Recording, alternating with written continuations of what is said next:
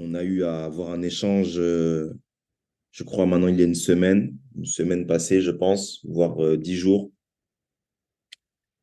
pour la première édition de RVB. Et pour vous faire un petit résumé simple, j'ai parlé du retour aux vêtements blancs comme comme du fait que simplement nous avions un vêtement qui était de couleur blanche, mais du fait de plusieurs événements, du fait parfois de l'inconscience, du fait parfois de, de, de l'insouciance, du fait parfois de la négligence, du fait d'avoir rétrogradé, on a perdu l'éclat de ce vêtement, on a parfois été complètement dépouillé de ce vêtement. Et il a plu au Seigneur de m'illuminer par rapport à ça. Et ça a été l'objet vraiment d'un véritable fardeau que j'ai eu à partager avec vous la dernière fois.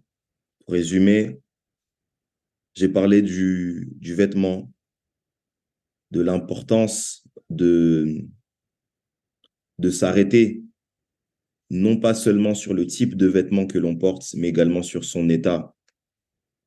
J'ai parlé du vêtement blanc parce qu'il symbolise la pureté, il symbolise la sainteté de Dieu et il symbolise notre état à ses yeux dans le monde spirituel. Et comme je l'ai dit tout à l'heure, par insouciance, par négligence, il peut arriver que ce vêtement s'entache et on perd de la pureté, on perd de cet état de sainteté en laissant ce vêtement dans cet état. Et j'ai voulu nous interpeller sur ça, sur le fait qu'il faut veiller sur l'état de son vêtement, qu'il faut veiller sur la blancheur de son vêtement. Il faut même parfois veiller à ce qu'on ne perde pas ce vêtement. J'ai, pendant que je suis en train de parler, l'image de Joseph. Joseph, malgré lui, bien que son père l'ait revêtu d'un vêtement qui symbolisait l'autorité et même, disons, la domination sur ses frères, il l'a perdu. Malgré lui, je le dis bien, parce que ses frères l'ont vendu, se sont empressés de le dépouiller de ce vêtement.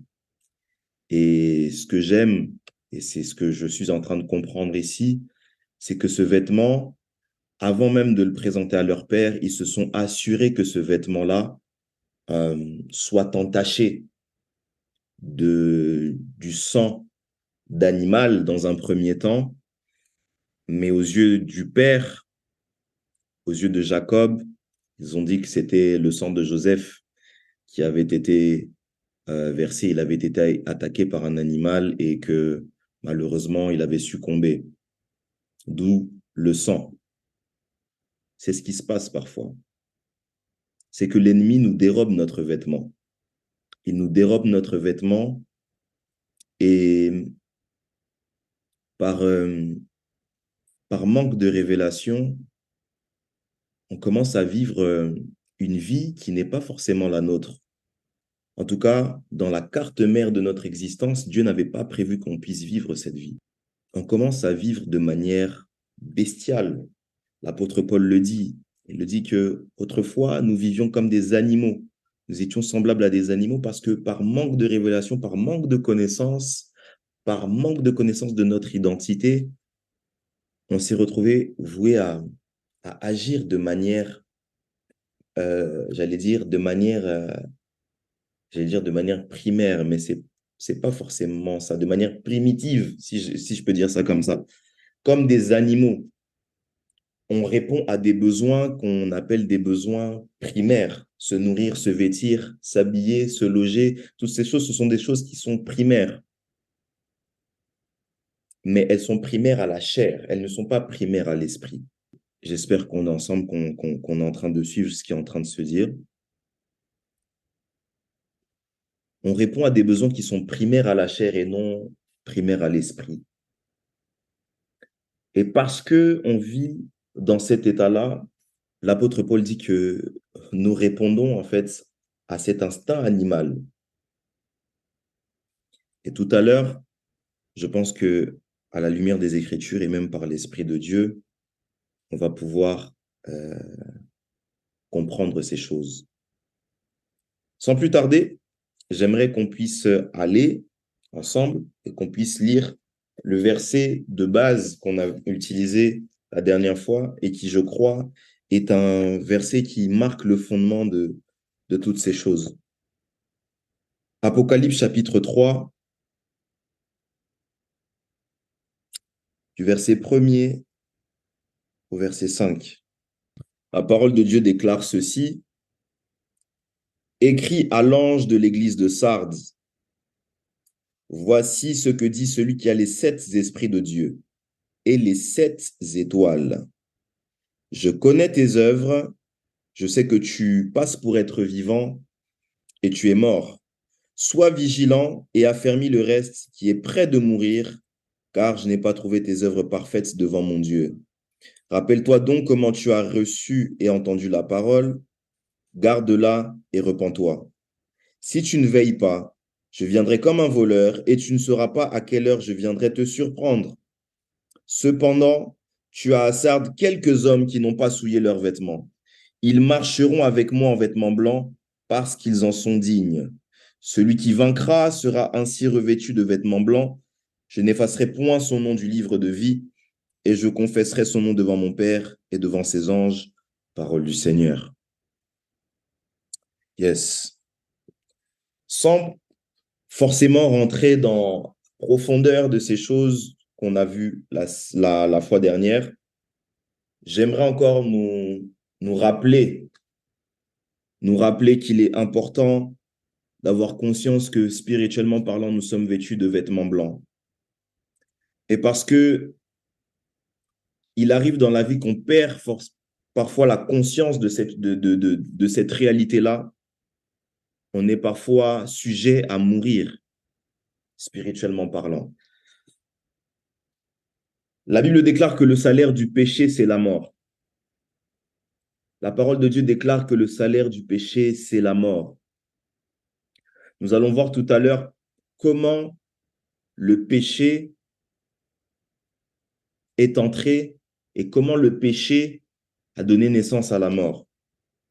Mais il est important ici qu'on puisse comprendre que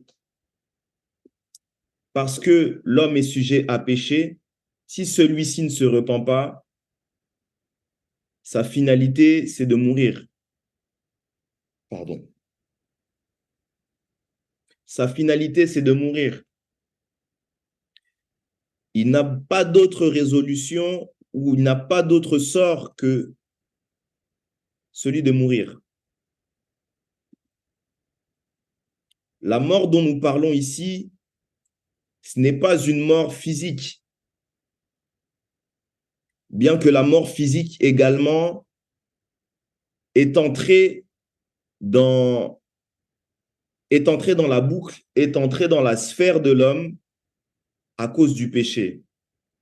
Mais je parle ici d'une mort qui n'est pas physique, car vous savez, vous et moi, que nous tous, nous sommes sujets à mourir un jour.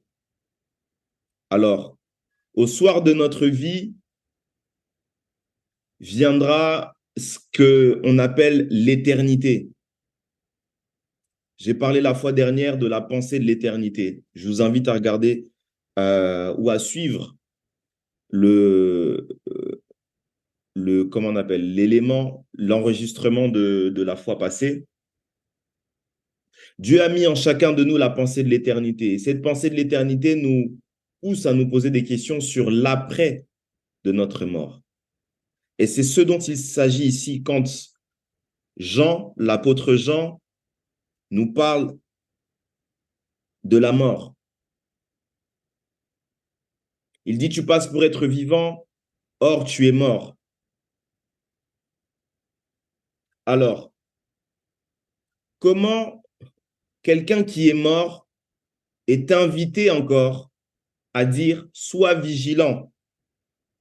et affermi le reste qui est prêt de mourir. Est-ce qu'on ne s'est pas posé la question? La question qu'il faut se poser, c'est que comment se fait-il qu'une personne qui est déjà morte doit encore affermir un reste qui est prêt de mourir?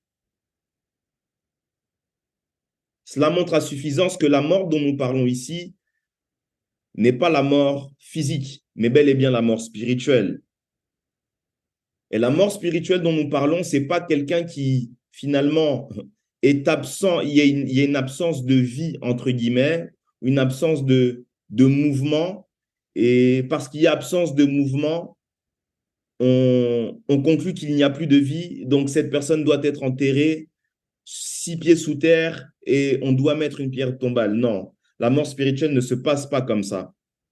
La mort spirituelle est en fait un état de vie, parce que l'esprit, lui, est éternel. L'esprit vit. En fait, l'esprit est en activité. Mais la mort éternelle est liée, en fait, à la désolation éternelle. Vous pouvez déjà noter ça dans vos esprits, ou même ceux qui notent, vous pouvez déjà le noter.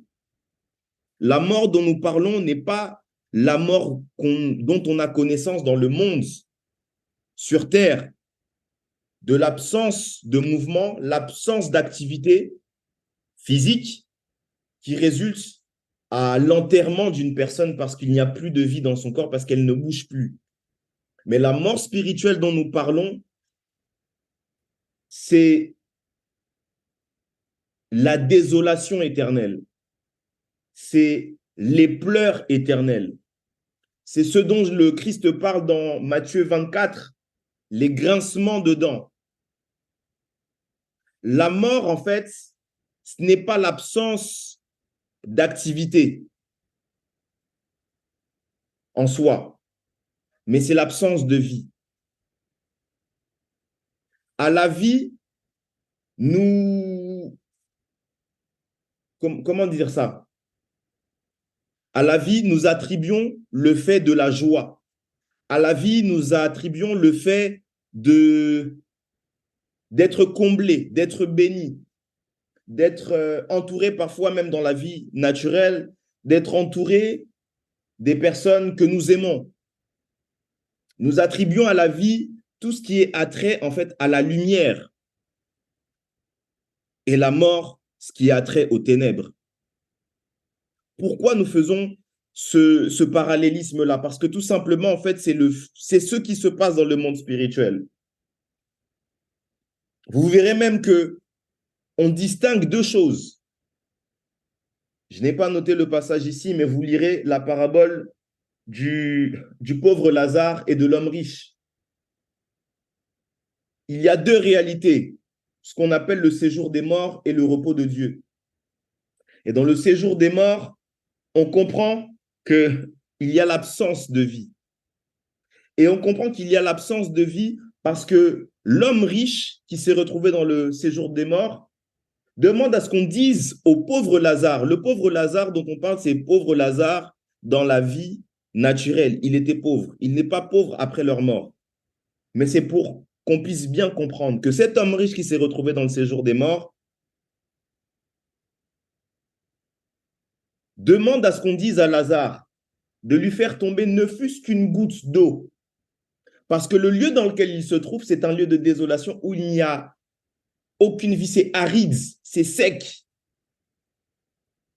Et il se voit mourir, mais en fait, il ne meurt pas. En fait, il est condamné à être comme ça. Qu'est-ce qui se passe ici? Ça va couper. Pourquoi ça va couper? Ok. Alors, je sais que Merveille est dans le Zoom. Si tu peux juste écrire au pasteur Elior pour qu'il puisse vérifier ça, s'il te plaît. Merci.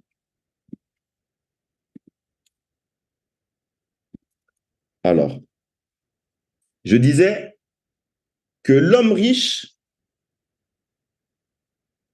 demande à ce qu'on dise au pauvre Lazare de lui faire couler ne fût-ce qu'une goutte d'eau. Parce que le lieu dans lequel il se trouve, le séjour des morts, est un lieu aride.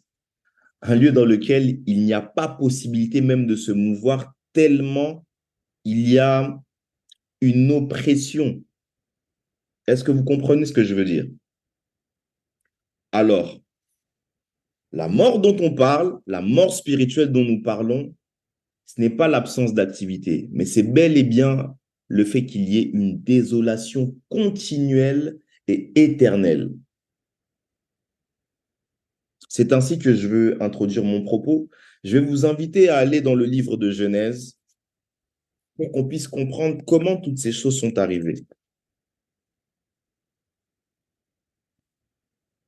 On va lire deux portions des Écritures.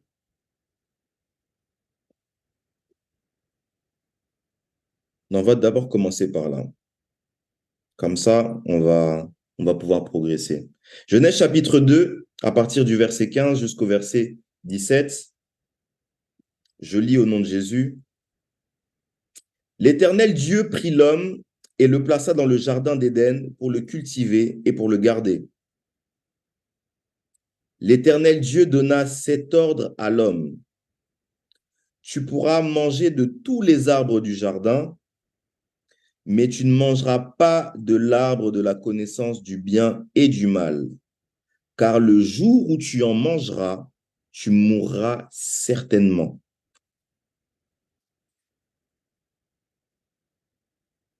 Dieu donne un ordre à l'homme pour la première fois, parce que vous verrez dans le verset 15 qu'on dit que... Alors, excusez-moi. Ok, super.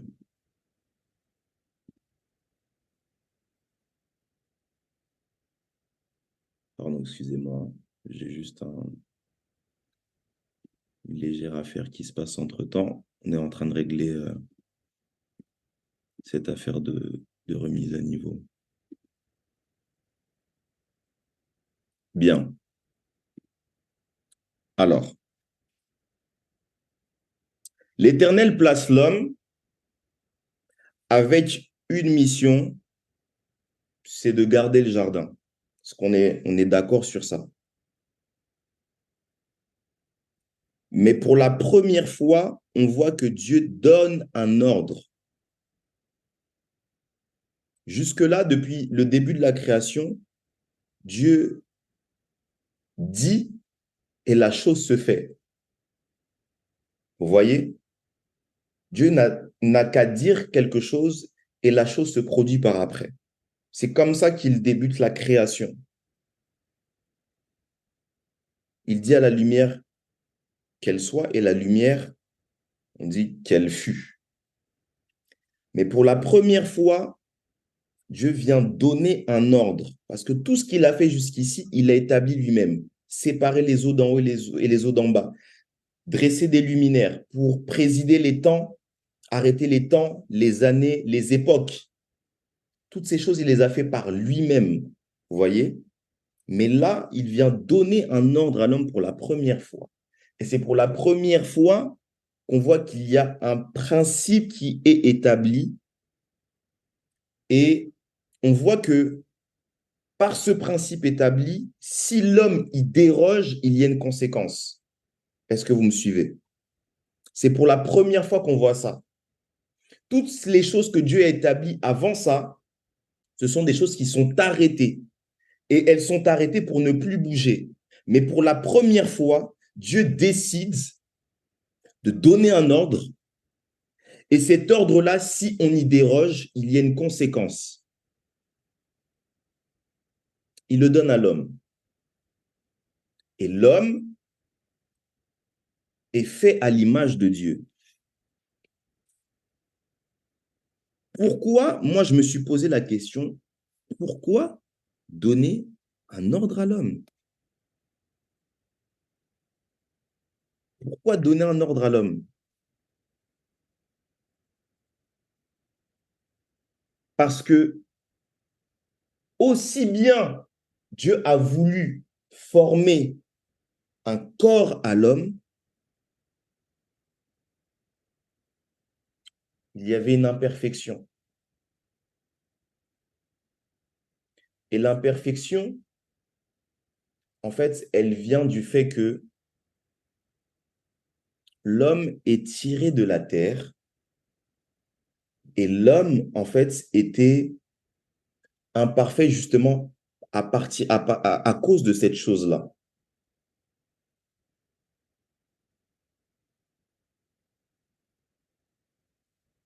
Les cieux des cieux sont les cieux de l'Éternel, mais la terre, il l'a donnée aux hommes. C'est pas pour rien que c'est dit comme ça.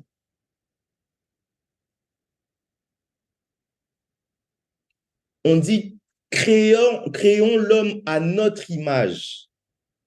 Mais en aucun cas, Dieu n'a voulu faire un autre Dieu. Est-ce que vous me suivez? L'Éternel Dieu a dit, créons l'homme à notre image. Mais en aucun cas, Dieu a dit qu'il allait créer un autre Dieu. Raison pour laquelle, avant de créer l'homme, il dresse un cadre. Il dresse la lumière. Il n'a pas voulu faire l'homme dans les ténèbres parce qu'il savait que les ténèbres allaient finalement finir par habiter l'homme. Dans sa préscience, il le savait déjà. Il a dressé la lumière.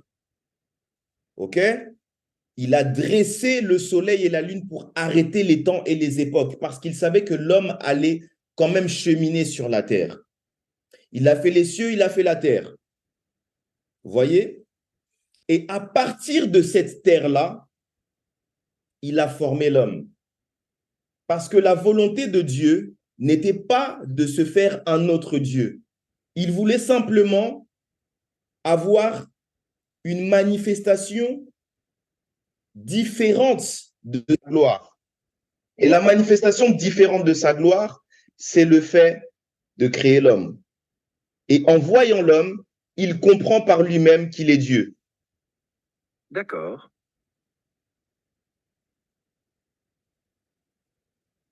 Est-ce qu'on me suit? Est-ce que c'est clair pour tout le monde?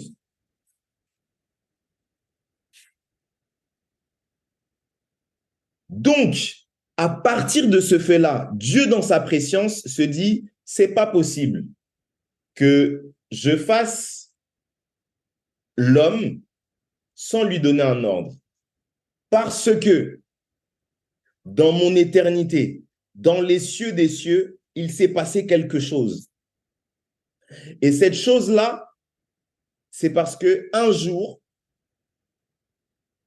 j'ai élevé une créature. J'ai créé une créature. J'ai fait une créature.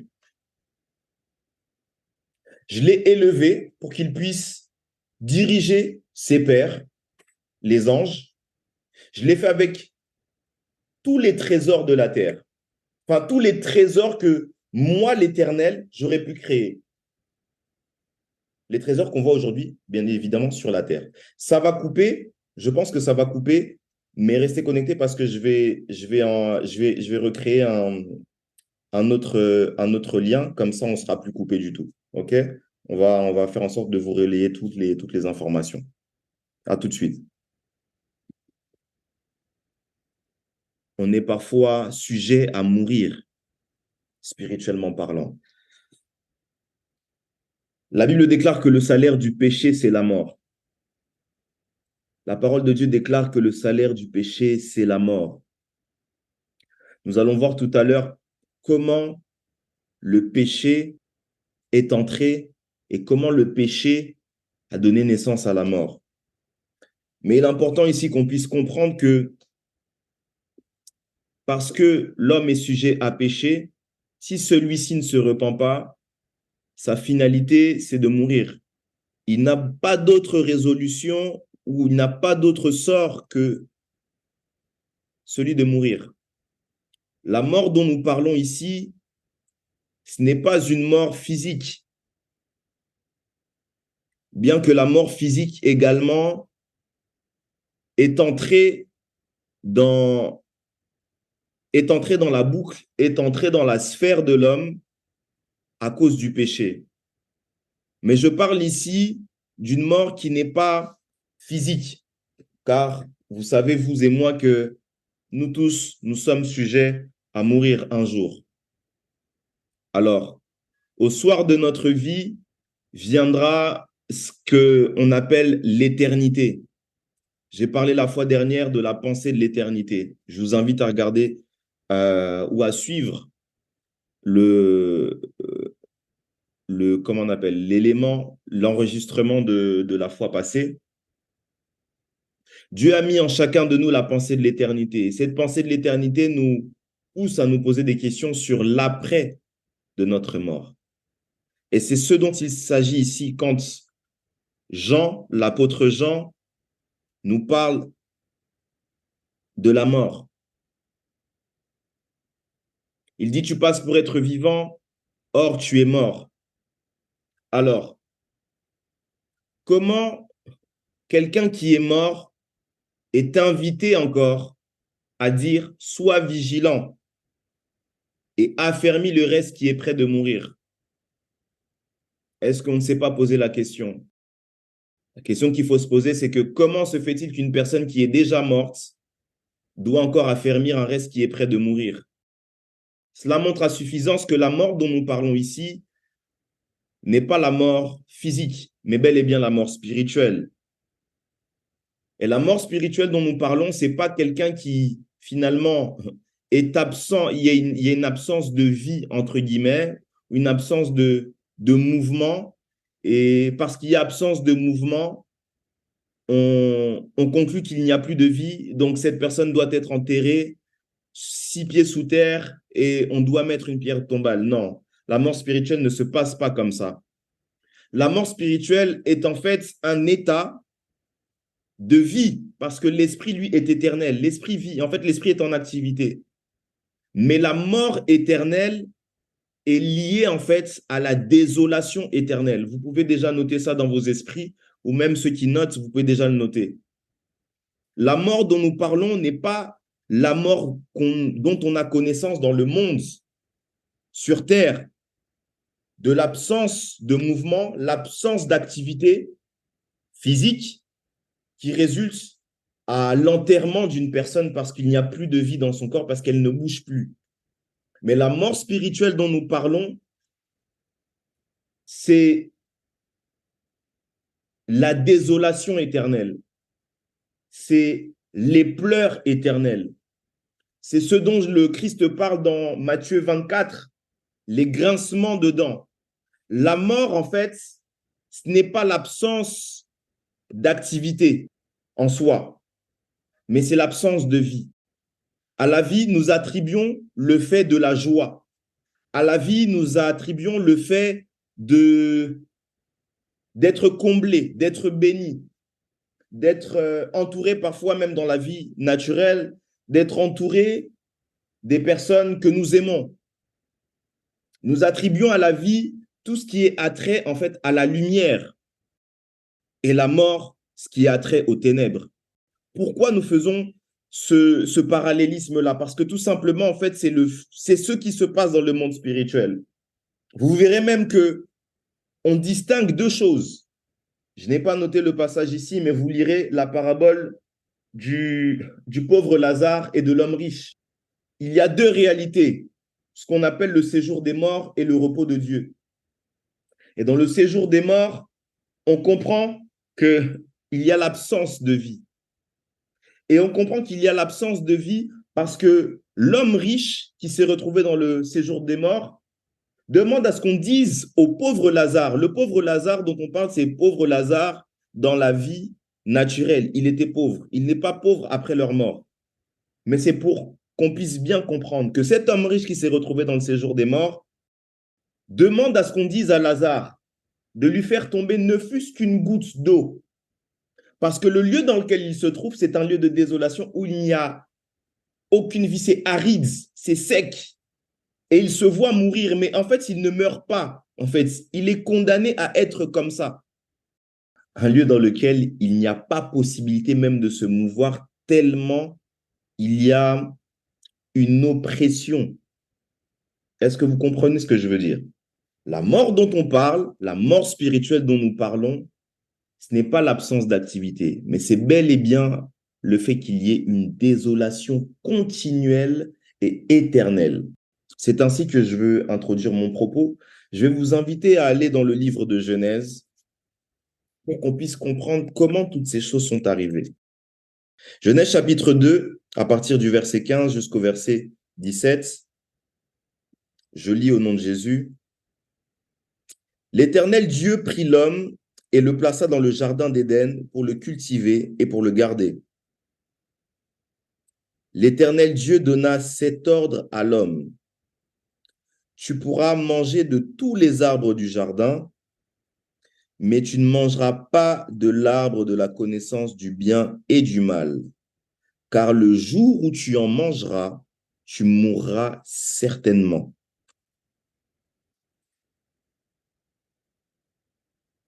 Dieu donne un ordre à l'homme pour la première fois. L'Éternel place l'homme avec une mission, c'est de garder le jardin. Parce qu'on est d'accord sur ça. Mais pour la première fois, on voit que Dieu donne un ordre. Jusque-là, depuis le début de la création, Dieu dit et la chose se fait. Vous voyez? Dieu n'a qu'à dire quelque chose et la chose se produit par après. C'est comme ça qu'il débute la création. Il dit à la lumière qu'elle soit et la lumière, on dit qu'elle fut. Mais pour la première fois, Dieu vient donner un ordre parce que tout ce qu'il a fait jusqu'ici, il a établi lui-même. Séparer les eaux d'en haut et les eaux d'en bas. Dresser des luminaires pour présider les temps, arrêter les temps, les années, les époques. Toutes ces choses, il les a fait par lui-même. Vous voyez? Mais là, il vient donner un ordre à l'homme pour la première fois. Et c'est pour la première fois qu'on voit qu'il y a un principe qui est établi. Et on voit que par ce principe établi, si l'homme y déroge, il y a une conséquence. Est-ce que vous me suivez? C'est pour la première fois qu'on voit ça. Toutes les choses que Dieu a établies avant ça, ce sont des choses qui sont arrêtées. Et elles sont arrêtées pour ne plus bouger. Mais pour la première fois, Dieu décide de donner un ordre. Et cet ordre-là, si on y déroge, il y a une conséquence. Il le donne à l'homme. Et l'homme est fait à l'image de Dieu. Pourquoi, moi je me suis posé la question, pourquoi donner un ordre à l'homme? Pourquoi donner un ordre à l'homme? Parce que aussi bien Dieu a voulu former un corps à l'homme, il y avait une imperfection. Et l'imperfection, en fait, elle vient du fait que l'homme est tiré de la terre et l'homme, en fait, était imparfait justement à cause de cette chose-là. Les cieux des cieux sont les cieux de l'Éternel, mais la terre, il l'a donnée aux hommes. C'est pas pour rien que c'est dit comme ça. On dit, créons l'homme à notre image. Mais en aucun cas, Dieu n'a voulu faire un autre Dieu. Est-ce que vous me suivez? L'Éternel Dieu a dit, créons l'homme à notre image. Mais en aucun cas, Dieu a dit qu'il allait créer un autre Dieu. Raison pour laquelle, avant de créer l'homme, il dresse un cadre. Il dresse la lumière. Il n'a pas voulu faire l'homme dans les ténèbres parce qu'il savait que les ténèbres allaient finalement finir par habiter l'homme. Dans sa préscience, il le savait déjà. Il a dressé la lumière. OK? Il a dressé le soleil et la lune pour arrêter les temps et les époques parce qu'il savait que l'homme allait quand même cheminer sur la terre. Il a fait les cieux, il a fait la terre. Vous voyez? Et à partir de cette terre-là, il a formé l'homme. Parce que la volonté de Dieu n'était pas de se faire un autre Dieu. Il voulait simplement avoir une manifestation différente de la gloire. Et la manifestation différente de sa gloire, c'est le fait de créer l'homme. L'Éternel Dieu, dans sa préscience, savait qu'il tirait l'homme de la poussière, quelque chose qui est vaniteux, que le vent souffle et qui peut être emporté par le vent. Raison pour laquelle il devait dresser un cadre. Et il savait par avance, parce que dans son éternité, dans les cieux des cieux, il a déjà eu à faire cette erreur. Il a créé une créature, l'a élevée au-dessus de ses pairs créatures également. Il lui a donné une tâche de s'occuper de la louange et de l'adoration. Et on dit de cette créature qu'elle était la plus belle, que c'était une belle créature. Et à cause de sa beauté, elle s'est enflée d'orgueil. Et il s'est dit, pourquoi pas monter à la montagne de Dieu, aller à la montagne de Dieu, m'asseoir sur son trône et dominer. Cette créature, c'est Lucifer. À cause de cet événement, Dieu s'est dit non, je ne peux pas faire la même erreur.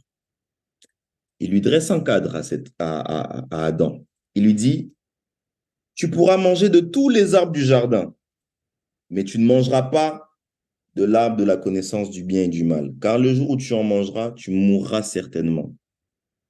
Il y a quelque chose qui m'interpelle encore une fois pendant que je suis en train de lire ça, c'est que Dieu, à aucun moment, il dit à Adam, tu sais, comme je t'ai fait à mon image.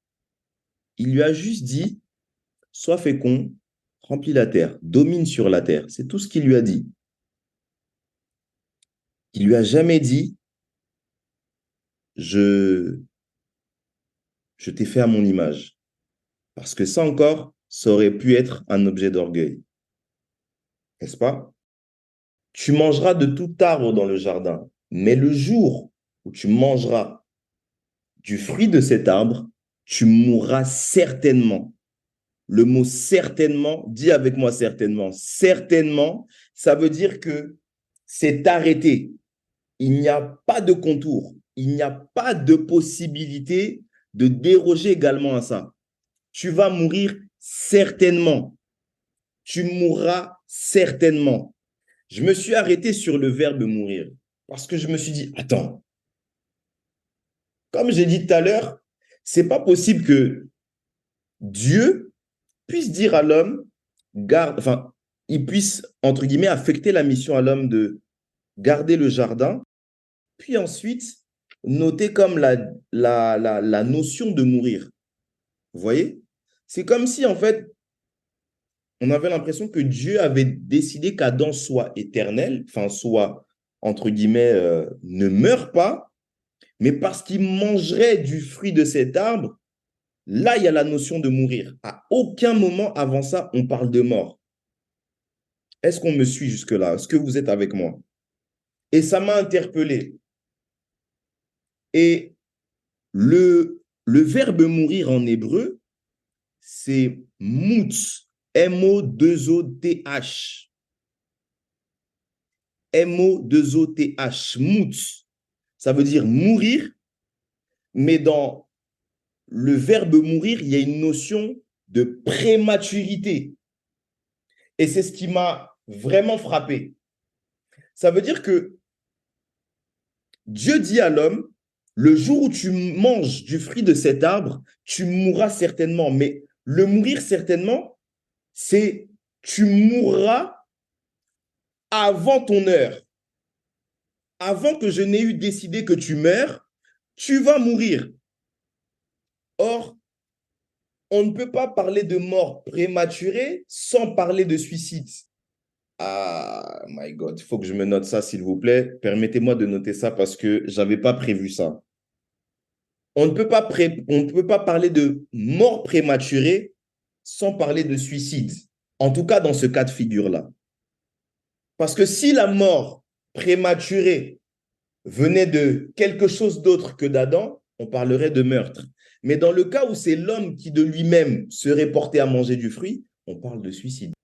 Or, Vous savez, vous et moi, que celui qui se suicide, mon Dieu, celui qui se suicide ne peut pas être agréable à Dieu. Saint-Esprit de Dieu. OK, progressons. Donc, j'ai dit mourir, il y a la notion de prématurité dans ça.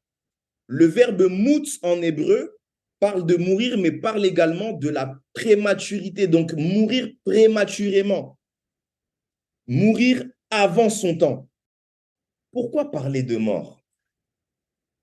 Pourquoi parler de mort alors qu'il s'agit juste de manger d'un fruit? Tout simplement parce que il le dit lui-même. Le fruit de cet arbre vient affecter à l'homme la connaissance du bien et du mal. Or, la volonté de Dieu était de garder l'homme dans un état neutre. Pourquoi? Pour l'éviter un jour, pour lui éviter un jour de tomber dans un dilemme, celui de j'ai mis au-devant de toi deux chemins, celui de la vie et celui de la mort. Choisis la vie. Est-ce que quelqu'un me suit ce soir? Vous le voyez plus tard, que Dieu, en fait, voulait garder l'homme dans cet état de naïveté, de neutralité, pour lui éviter un jour de faire un choix. Le choix de la vie, mes amis, c'est un choix qui demande de mourir. Oh là là là là, permettez-moi de dire ça comme ça. Lorsque Dieu dit, je mets au-devant de toi deux chemins, celui de la mort et celui de la vie, choisis la vie. Le choix du chemin de la vie demande premièrement à l'homme de mourir. L'homme doit mourir dans sa chair. L'homme doit mourir dans ses propres volontés. L'homme doit mourir dans ses propres désirs pour pouvoir emprunter le chemin de la vie. Or, choisir le chemin de la vie enquiert ou encourt du coup le fait de mourir à soi-même. Et mourir à soi-même, c'est une douleur. Ça engrange une douleur. Et Dieu ne voulait pas que l'homme souffre. Dieu n'a jamais voulu que l'homme puisse souffrir sur la terre. Au contraire, lorsqu'il a créé l'homme, il a trouvé que c'était bon. C'est d'ailleurs la dernière création de Dieu. C'est la création finale de Dieu. Et avant qu'il puisse créer l'homme, il a créé un cadre à l'homme qui permettrait à ce que l'homme ne manque de rien. Et l'homme ne puisse souffrir sur la terre. Poursuivons. Je disais tout à l'heure que Dieu a créé l'homme dans un état de neutralité, un état de candeur.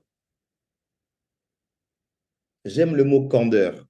Le mot candeur, c'est ce qu'on affecte ou ce qu'on attribue aux enfants, l'état des enfants, le fait d'être candide, être innocent. C'est un état d'innocence pure. Et il a voulu garder l'homme dans cet état de candeur pour lui éviter un jour de faire un choix. Va s'inviter dans la présence de Dieu, ou en tout cas dans l'Éden de Dieu que Dieu a dressé pour l'homme, le serpent, le diable. Et le diable va faire quelque chose. Et quand j'ai lu ça, je me suis dit, oh, c'est bizarre. Pour la première fois, j'ai eu l'impression que le diable a dit la vérité. Bon, il y en a une deuxième, parce que quand il se présente à Jésus, il dit, tu es le Fils de Dieu. C'est la deuxième vérité que le diable a eu à dire. Mais là, il dit la vérité. Mais cette vérité, malheureusement, elle a une volonté de nuire. C'est que lorsqu'il se présente à la femme, je vais lire, c'est le verset, chapitre 3, hein, c'est ça, chapitre 3. Il dit, Dieu a-t-il réellement dit, vous ne mangerez pas de tous les arbres du jardin? Ça déjà, C'est là que vous comprenez la ruse. C'est que il va dire la vérité plus tard, mais il commence déjà par semer le doute. Et c'est comme ça que le diable opère dans la vie de plusieurs personnes. C'est que il sème premièrement le doute dans ce que Dieu dit. Dieu a-t-il réellement dit, vous ne mangerez pas de tous les fruits du jardin? Mais il n'a jamais dit ça en fait. La femme dit non, on mangera de tous les fruits. Mais l'arbre là, on n'est pas censé toucher. Parce que si on en mange, on va mourir. Et là, le diable, en fait, il va dire quelque chose que Dieu n'a pas dit. Ou en tout cas que Dieu a dit, mais de manière cachée. Et le diable va révéler concrètement ce que Dieu voulait dire. Il dit non, vous ne mourrez pas. Mais vous deviendrez comme Dieu. Et ça, c'est une vérité parsemée de mensonges. Parce qu'on était déjà comme Dieu. Je l'ai dit tout à l'heure, Dieu nous avait fait à notre image. Sauf qu'il y a une dimension que Dieu nous avait gardé de connaître. C'est la dimension de la connaissance du bien et du mal. Mais il ne l'a pas fait pour nous éviter ça, pour nous l'éviter de manière à ce qui nous exploite. Non, il l'a fait pour nous préserver. Parce qu'il savait parce qu'il savait que l'homme était imparfait de par sa nature. Il vient de la poussière, quelque chose de passager. Et que si un jour l'homme a accès à la connaissance, il risque malheureusement de retourner dans la poussière en ayant fait les mauvais choix.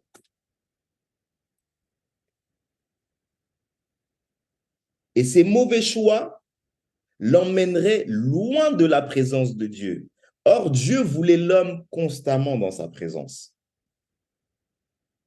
Est-ce que quelqu'un me suit?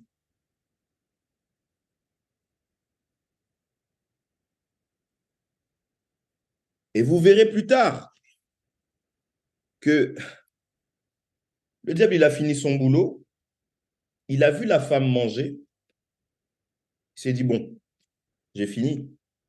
Vous ne l'entendez plus ensuite. Il lui dit pas, va donner à ton mari, parce qu'il savait pertinemment que à partir du moment où Ève avait mangé, c'était Adam qui avait mangé. Parce qu'il est impossible, en fait, dans ce cas de figure-là, que Ève ait mangé sans que son mari ait mangé derrière.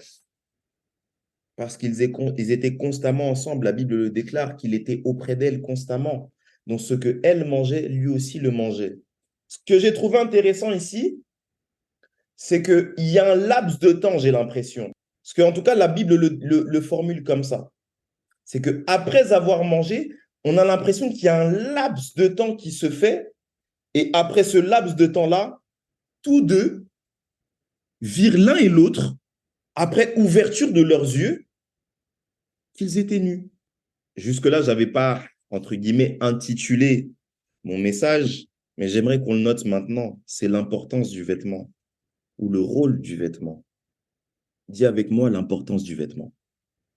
J'ai envie d'aller vite, mais je ne peux pas aller trop vite avec ce genre de choses. Pardonnez-moi, laissez-moi quand même prendre un peu le temps. Alors,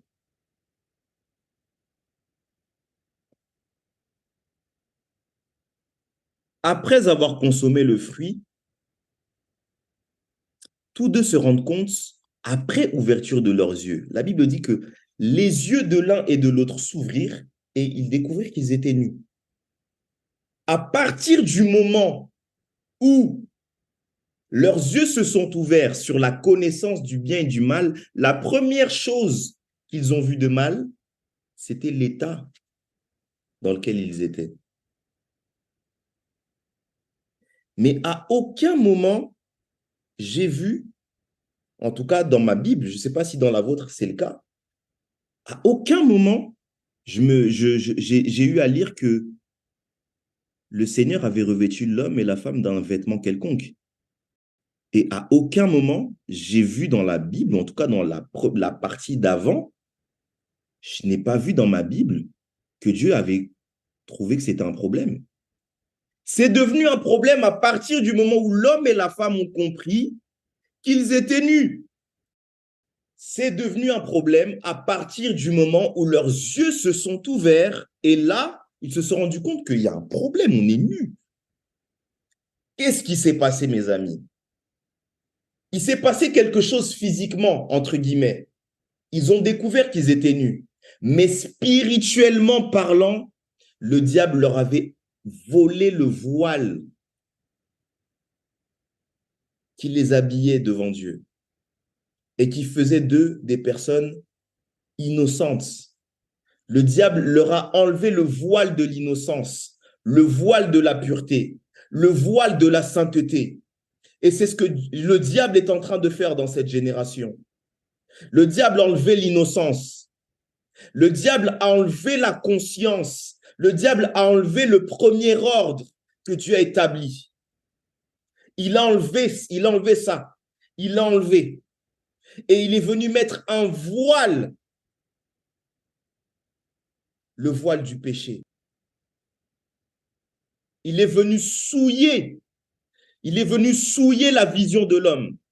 À partir du moment où l'homme a ouvert ses yeux, c'était déjà trop tard. Le voile était parti. Le vêtement était parti. Le vêtement qui faisait que Dieu pouvait venir converser avec l'homme, parler avec l'homme. Et au lieu que ce soit Dieu qui rejette l'homme, l'homme s'est caché de Dieu. Et avant de se cacher, il a fait quelque chose qui justement m'a interpellé sur l'importance du vêtement. L'homme a tenté de se fabriquer par lui-même un vêtement, mes amis.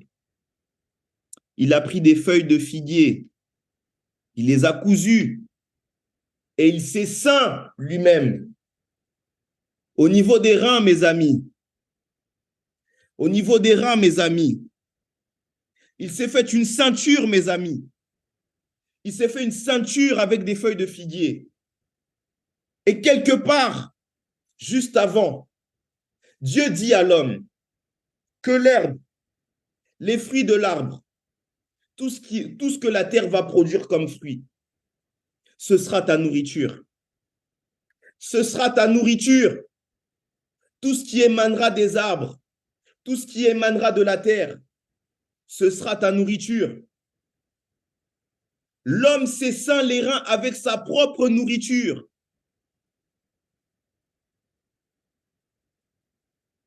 Ce avec quoi il devait se nourrir, l'homme s'est ceint les reins avec. Voyez le dérèglement. Ce que Dieu a placé dans nos vies comme des bénédictions, nous le foulons aux pieds et nous tournons cela. Nous détournons l'utilisation. Nous détournons l'objet de ces bénédictions-là. Ce que Dieu a mis dans notre environnement pour nous bénir de manière naturelle, de manière procédurière, comment Dieu a établi ses principes. Nous prenons ces choses, nous le saignons au rein comme notre vérité. Quelque part dans ma Bible, on me dit que de mes reins, je me ceindrai la vérité. L'homme s'est construit sa propre vérité. L'homme s'est construit sa propre vérité. L'homme s'est construit son propre évangile. L'homme s'est construit ses propres règles.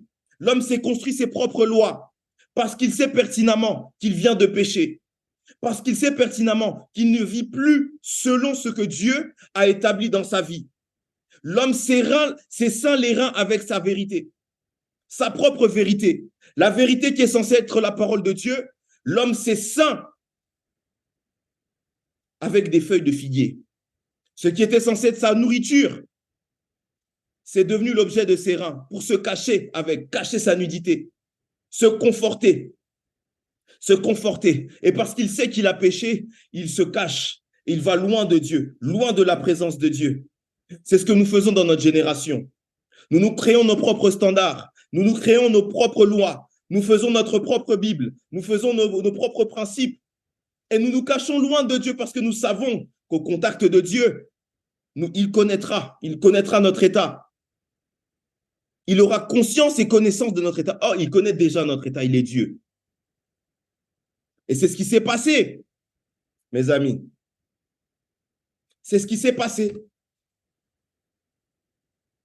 On dit que la voix a eu à résonner dans le jardin, alors que le soir approchait. J'aime ça. Le soir approchait. Le moment où, je l'ai dit la fois passée, le voleur vient, mon Dieu, mon Dieu, mon Dieu, mon Dieu. Suivez bien, mes amis. Le voleur vient la nuit, quand tout le monde s'apprête à dormir. Quand la maison est calme, le voleur vient pour contrôler, voir si la maison est toujours en activité ou s'il y a quelque chose qui s'est passé, si tout le monde dort. Et c'est là que Dieu s'est choisi de venir.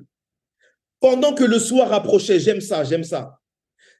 Pendant que le soir approchait, on dit que la voix de Dieu commençait à traverser le jardin. Et la première chose que Dieu dit, la première chose que Dieu a à dire en direction de l'homme, où es-tu? Dieu cherche la position de l'homme dans le jardin. Il ne le voit plus. Où est-ce qu'il est? Où est-ce que l'homme s'est rendu? Là où je l'avais positionné, là où je l'avais placé dans le jardin, je ne le vois plus. Là où on avait l'habitude de parler, lui et moi, parce que Dieu avait l'habitude, c'est ce qu'on comprend ici, c'est que le soir, mon Dieu, lorsque le soir approchait, la voix de Dieu venait. Et Dieu conversait avec l'homme, parlait avec l'homme, échangeait avec l'homme. Mais l'habitude a été changée par l'homme. L'habitude que Dieu avait avec l'homme, l'homme a eu à la changer, l'homme s'est caché. Et Dieu a trouvé ça bizarre. À notre accoutumée, lorsque le soir arrive, je viens et l'homme se présente à moi, on commence à converser. Mais bizarrement, qu'est-ce qui se passe? Je ne le vois plus. Où est l'homme? Où es-tu? Le Seigneur dit à cette génération, où êtes-vous? Il y a plusieurs d'entre nous ici. Où es-tu? On avait l'habitude de converser, toi et moi. Mais le diable s'est joué de toi. Le diable s'est joué de toi. Il est parti avec le voile. Il est parti avec le vêtement dont je t'avais revêtu, pardon. Il est parti avec le vêtement et te voilà nu. Te voilà, tu es en train de te ceindre les reins avec des feuilles de figuier.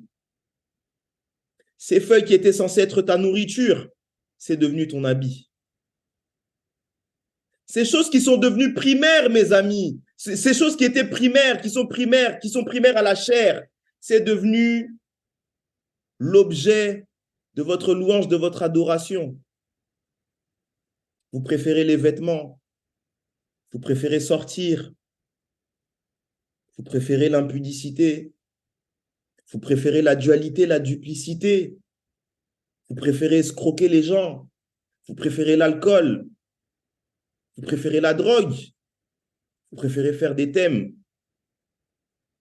Et vous vous êtes ceint les reins avec ces choses-là, les amis. C'est devenu votre vérité. Or, ces choses sont vaines. Elles sont comme vous, elles sont poussières. Vous les mettez longtemps au soleil, elles pourrissent. Elles pourrissent, les amis. Dieu vous avait établi sur la terre pour avoir la domination dessus, non pas pour que la terre puisse vous dominer. Regardez, vous avez mangé du fruit de la connaissance du bien et du mal, et ces choses maintenant vous dominent. Oh my God. Désolé, j'ai pris un peu de temps, mais je parle avec mon cœur et l'Esprit de Dieu est en train d'appuyer sur ces choses pour qu'on puisse comprendre. Alors, lorsque l'homme se présente, il dit, je me suis caché parce que je suis nu. Il dit, mais qui t'a dit que tu es nu? Qui t'a dit que tu es nu? Qui t'a révélé que tu es nu? Est-ce que moi, je t'ai déjà dit que c'était un problème? Je ne te l'ai jamais dit.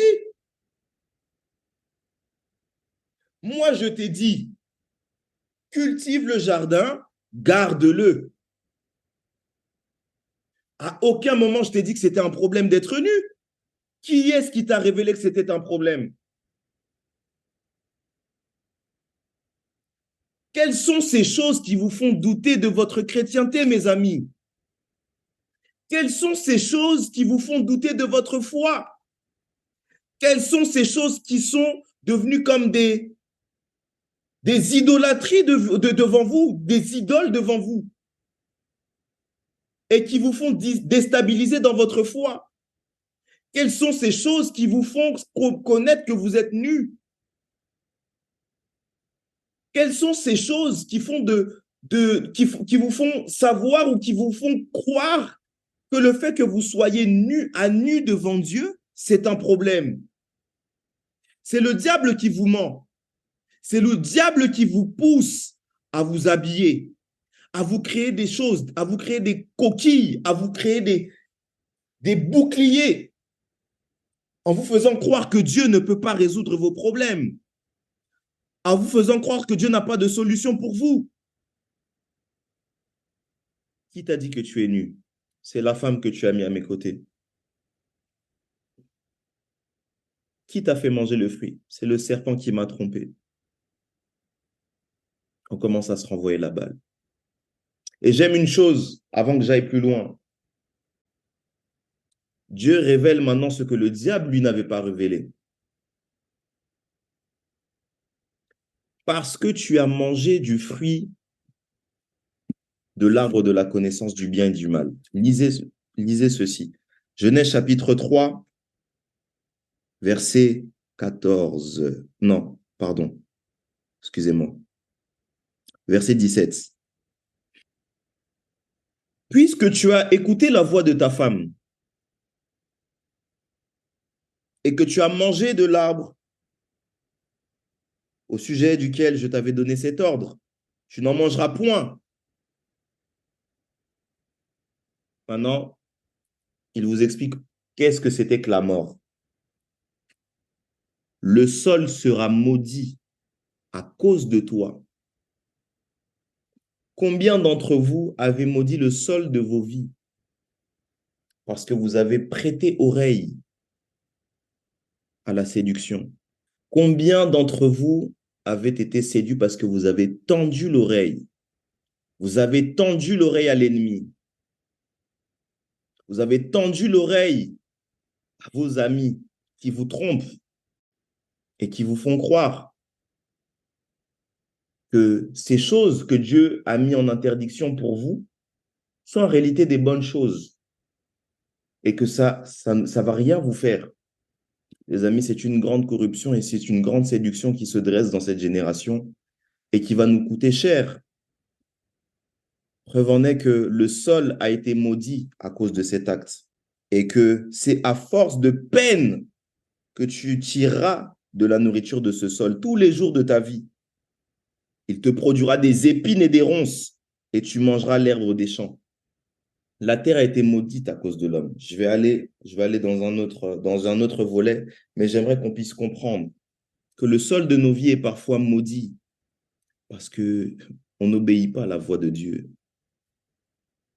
Nous nous battons avec les épines et les ronces que la terre de nos vies produit parce que un jour nous n'avons pas tendu l'oreille pour écouter la voix de Dieu et s'y calquer, s'y atteler. Et Dieu a empêché quelque chose parce que ça allait nous condamner pour l'éternité. C'est l'accès à l'arbre de vie. Cette mention-là apparaît au moment où l'homme pêche. Vous voyez? Et elle apparaît au moment où Dieu décide de retirer ses ceintures. Il retire ces ceintures-là. Il retire ces ceintures faites en feuilles de figue. Et il vient revêtir l'homme et la femme d'un vêtement en peau. Parce qu'il est encore un peu tôt pour passer à un nouvel habit. Mais cet habit-là leur est garanti le restant de leur jour. et que ce vêtement-là puisse maintenant leur rappeler l'acte qu'ils avaient commis en Éden. Et pour éviter que l'homme n'aille plus loin, que le diable aille plus loin dans sa quête de la corruption de la création de Dieu, Dieu va mettre des chérubins devant l'arbre de vie qui donnaient l'accès à la vie éternelle. Parce que Dieu savait que dans l'état de l'homme dans lequel il vient révéler encore son imperfection. Et au-delà de son imperfection, il y a le péché qui s'est ajouté. Un péché que j'ai couvert mais que je n'ai pas effacé. Si je ne fais pas attention, l'homme risque d'être séduit de nouveau afin de manger de l'arbre de la vie éternelle.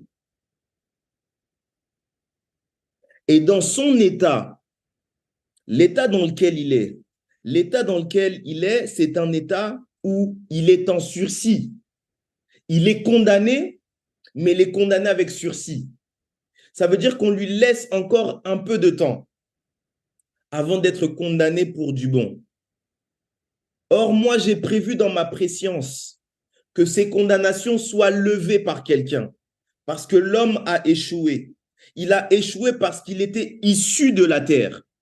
Il faut que maintenant quelque chose soit issu du ciel pour dresser un véritable standard. Et ce standard-là est incorruptible parce qu'il vient justement de l'incorruptible. L'accès aux fruits de la vie éternelle avec l'homme dans cet état aurait causé une désolation complète et il aurait dressé la mort, en fait, comme un standard éternel. Et la corruption aurait atteint son summum, raison pour laquelle il a fallu que Dieu dresse des chérubins pour couvrir l'arbre de vie, afin que personne n'y ait accès. Personne n'y ait accès, jusqu'à ce que Christ lui-même, Dieu fait chair, la parole faite chair, descende du ciel, descende de l'incorruptible pour dresser un nouveau standard.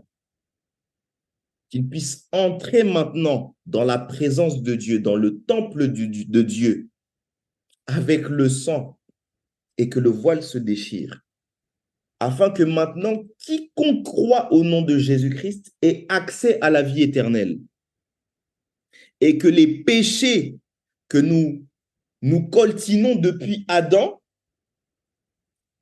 puissent être complètement effacés. On dit que la loi dont les ordonnances nous condamnaient, il les a cloués à la croix.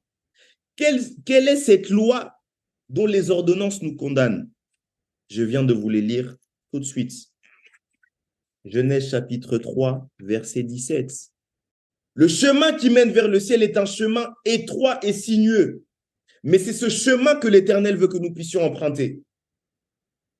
Le chemin qui mène à l'enfer, mes amis, est un chemin grand, béant, et il y accueille bon nombre de personnes et de nombreuses personnes s'y jettent parce qu'ils savent que la vie, le choix de la vie, c'est mourir à soi-même, c'est porter sa propre croix. Quiconque veut garder sa vie la perdra, mais celui qui perd sa vie, il l'aura pour l'éternité.